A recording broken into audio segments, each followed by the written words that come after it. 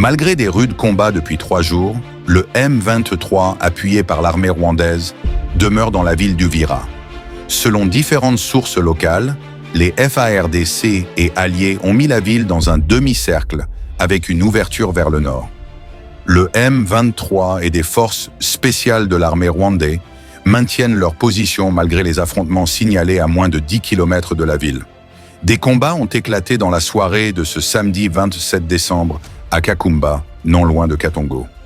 À 19h, des colonnes de combattants du M23, accompagnés des forces spéciales de l'armée rwandaise, sont descendues de la colline de Katongo en direction de la route nationale RN5 qui relie la ville d'Uvira à Kamanyola, a déclaré un membre de la société civile.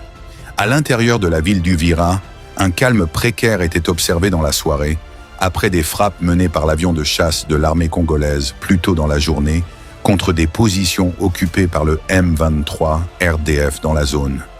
Selon un officier FARDC, l'armée a progressé et plonge désormais la ville d'Uvira dans un demi-cercle entre 10 et 5 km de la ville côte sud et ouest. Malgré cette pression militaire, les rebelles conservent toujours le contrôle des localités de Kigongo et Katongo jusqu'à la soirée de ce samedi. Cette présence persistante renforce l'inquiétude des habitants, déjà éprouvés par des semaines de tensions et de déplacements forcés.